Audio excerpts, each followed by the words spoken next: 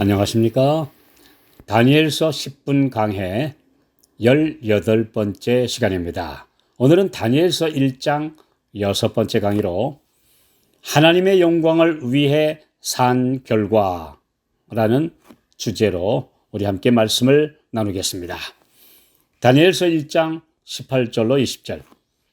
왕의 명한 바 그들을 불러들일 기한이 찼으므로 환관장이 그들을 데리고 느부갓네살 앞으로 들어갔더니 왕이 그들과 말하여 보매 무리 중에 다니엘과 하나냐와 미사엘과 아사랴와 같은 자 없으므로 그들로 왕 앞에 모시게 하고 왕이 그들에게 모든 일을 묻는 중에 그 지혜와 총명이 온 나라 박수와 술객보다 10배나 나온 줄 아니라.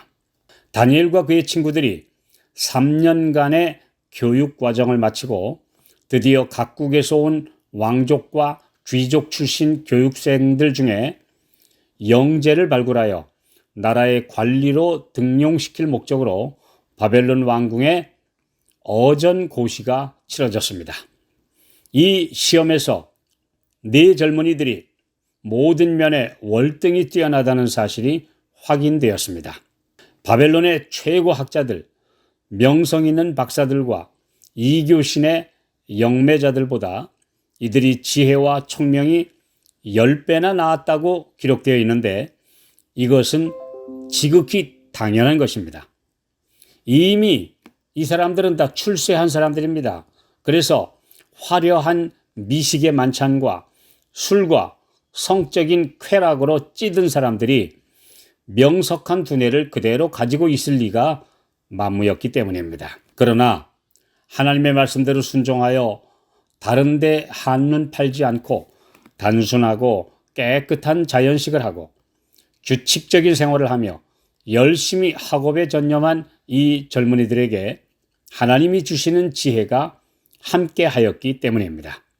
인간의 노력은 하나님의 능력이 없이는 아무 쓸모가 없고 오히려 악을 위한 일에 이용당할 위험이 있습니다. 또 인간의 성실한 수고와 노력 없이는 하나님의 은혜도 여러 사람에게 도움을 주지 못하게 됩니다. 하나님은 사람을 시키는 대로 하는 로봇이나 바보로 만드신 것이 아니라 스스로 발전할 수 있는 무한한 가능성을 부여하셨기 때문입니다.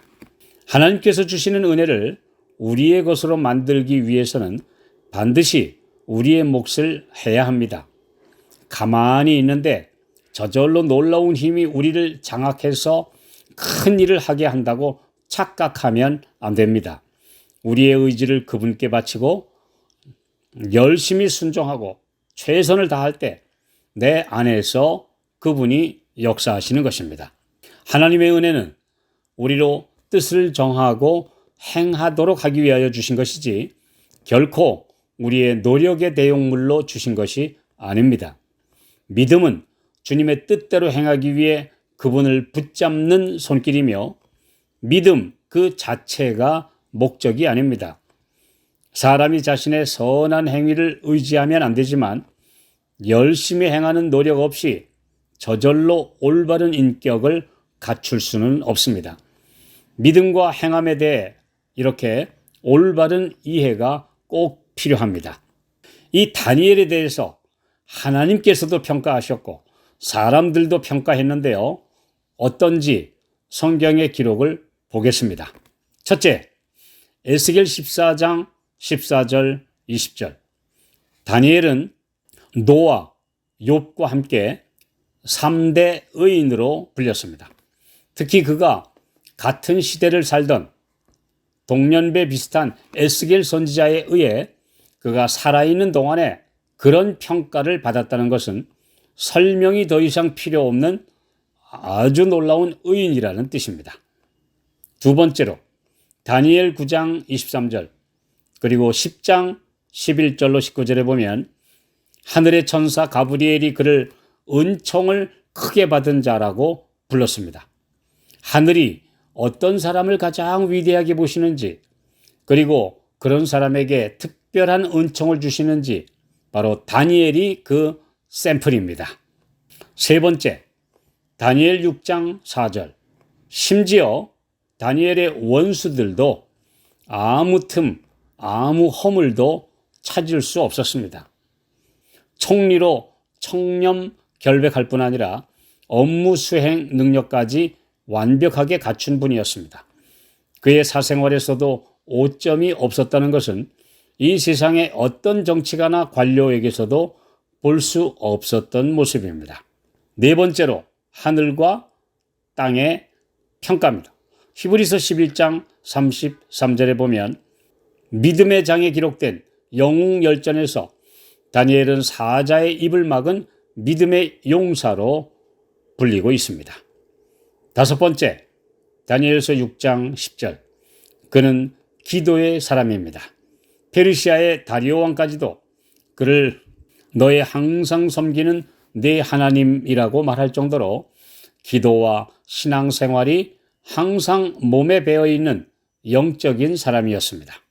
여섯 번째, 다니엘 1장 17절 그리고 4장 8절. 다니엘은 나의 어린 시절부터 하나님의 선지자로 부름받았고 바벨론의 느부갓네살 왕이 그를 가리켜서 내 안에 거룩한 신들의 영이 있는 자라고 평가한 사람입니다. 마태복음 24장 15절에서도 예수님이 선지자 다니엘이라고 그를 인정하셨습니다. 일곱 번째, 다니엘 10장 21절, 9장 23절. 그는 기도로 민족과 국가의 운명을 바꾼 능력의 사람입니다. 수십만의 유대인이 있었지만 아무도 이 한 사람의 영향력과 같은 결정적 변화를 가져온 사람은 없었습니다. 유대인들이 70년간의 바벨론 포로 생활을 끝내고 고국으로 돌아가도록 해방령을 내린 그 역사적 사건의 배후에는 다니엘의 기도가 있었습니다. 다니엘의 생애는 비록 이 세상에서라도 하나님을 자신의 힘으로 삼고 그가 할 수 있는 데까지 기회와 특권을 지혜롭게 활용하고 향상시킨다면 어떤 위대한 인물이 될 수 있는지에 대한 빛나는 모본입니다. 그는 파괴된 예루살렘 성전 대신에 살아있는 인간 성소로 하나님이 함께 계심을 그 시대와 온 역사에 드러낸 사람입니다. 어떤 신학적 논리나 학문적 영역도 이런 실제적 신앙을 설명하지 못합니다. 하나님의 계명을 마음에 간직한 살아있는 성전이요 만인 앞에 보내는 하나님의 편지로 그의 온 삶이 기록되어 있습니다. 그는 신명기 28장 13절에 순종을 조건부로 약속하신 복을 그대로 받은 분명한 사례입니다. 다니엘 1장 21절. 다니엘은 고레스 왕 원년까지 있으니라. 이 해는 주전 536년으로 그가 포로로 끌려간 지 꼭 70년 되던 해입니다.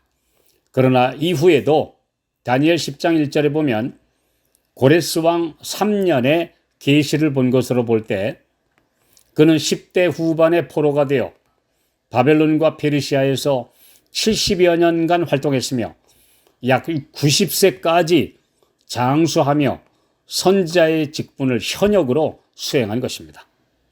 그는 민족이 망하여 흩어지는 비운을 보았고 불운한 시대에 존재했지만 환경 탓이나 원망 대신에 어디에서나 하나님을 전적으로 신뢰함으로 재앙을 복된 결과로 반전시키시는 능력의 산 증인이 되었습니다. 예언과 역사를 연구할 때 현재 우리에게 말씀하시는 하나님의 음성을 듣는 기회가 되어야 합니다. 역사는 과거와 현재와의 대화라고 합니다. 성경의 위인들은 오늘날도 우리에게 하나님의 역사를 설명하고 있습니다. 다니엘 1장은 다니엘서의 서론으로 이런 메시지를 우리 온 인류 후세대들에게 명확하게 전해주고 있습니다.